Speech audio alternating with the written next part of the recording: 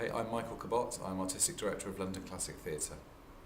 Michael, how many times have you brought London Classic to the Theatre Royal Winchester now? Our current visit with Ghosts is the 5th time that we've been here. We've opened 3 productions here, so we're becoming, I think quite a nice close relationships developing between us and the theatre now.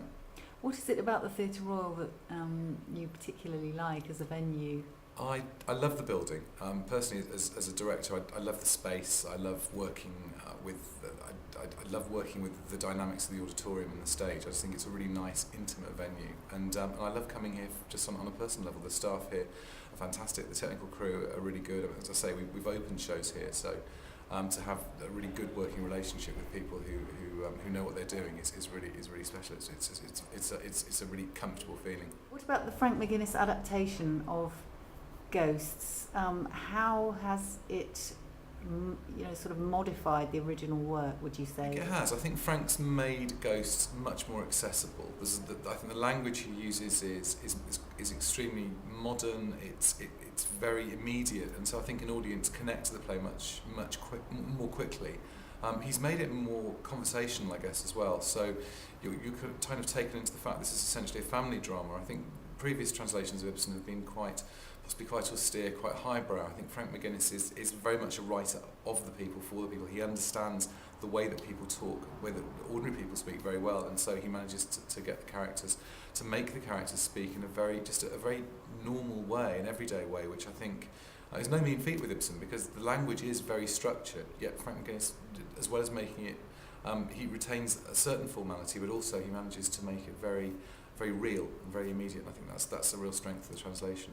And can you tell us a little bit about the set and the sort of, has it remained true to the original period and that sort of aspect? We find ourselves in a funny environment with Ghosts, because obviously the original play was written in Norway in 1881 and has a Norwegian setting, and yet we have this kind of cross-fertilisation with Frank McGuinness who's from Buncrana up in the north of Ireland. So, and he's written the play very much with an Irish voice in mind. And what we've done is we've taken 2 of the characters, the Alvings, the very formal military family, and we've placed them as English, sort of English visitors to Ireland, a family who've relocated to Ireland, and the actual family, the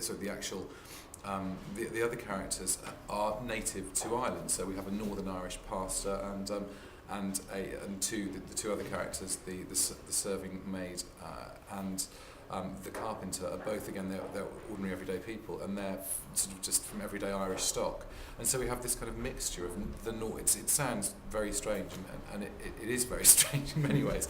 We have this mixture of the Norwegian original and the Irish twist, and it actually works very, very well. It kind of grounds the play in a reality, I think, that people can understand, and there's something very much about Irishness as a whole, and something Frank McGuinness, I think, brings to his translation of the play that's very, I suppose, very rooted in that sense of it's the same language, yet a very different take on life between the English and the Irish, and I think that serves us well with the upper class family and the ordinary people, and it works extremely well. I think it's a great metaphor for the play. And what about the actors? Have you worked with any of them before? I've worked with 4 of them before, 4 of the 5 before, and Pauline Whittaker, who plays Helen Alving, I've worked with, I think, 7 times now. Peter Cadden, who plays Engstrang, 5 times. So there's a nice sort of company feel, as well as we're also welcoming a new kid on the block, I'll call him, Hassan Dixon, who plays Oswald, who's excellent, who's doing a really good job. And where are you going next with the play?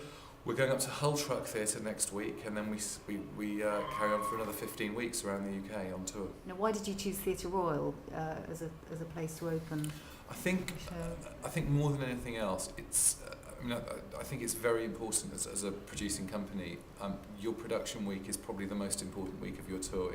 It matters hugely that you can work and take the play essentially from rehearsal into a full theatrical presentation with the lights and the sound and sort of making that transfer across. That it's a very important decision where you open. You don't always get it right, in the sense you don't always find the perfect venue to open, but one of the reasons we've opened 3 plays here is that it really is a great space to open any play in.